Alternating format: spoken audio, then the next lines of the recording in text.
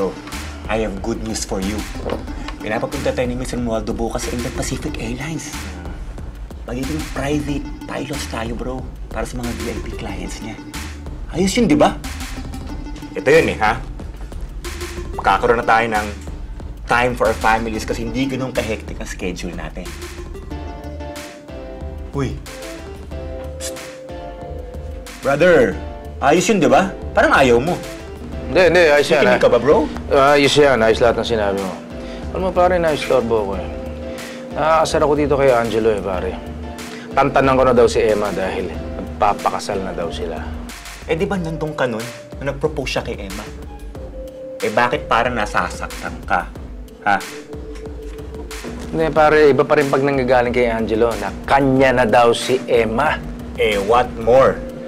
Pag nanggaling mismo kay Emma, eh di parang sinaksa ka nun. Alam mo ikaw, pare, no?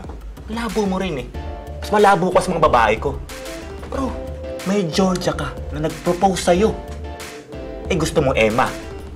Emma ka ng Emma, eh may Angelo na siya. Hindi kita maintindihan eh. Ito, sabihin mo sa akin to. May anak kami, okay? Paano ko papaliwanag sa anak ko? Sabihin mo nga sa akin, kailangan ko si Emma para siya magpaliwanag. Alam mo ikaw hindi mo naman kailangan si Emma para maging honest ka kay Austin. Bro, at the back of your mind, gusto mo lang mabaliktad yung sitwasyon eh. Gusto mo lang magkabalikan kayo ni Emma. Period. Yun ang gusto mo. Hindi, pare. Alam mo,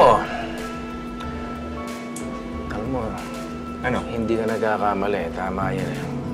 Ano talaga eh. At ito pa. Eh, hindi. Sila na kasi magkasama ni Angelo. Yan ang mahirap eh. Ito pa. May Georgia ka na. At engaged na kayo. Ito lang. Cheers for a new job. For our new jobs.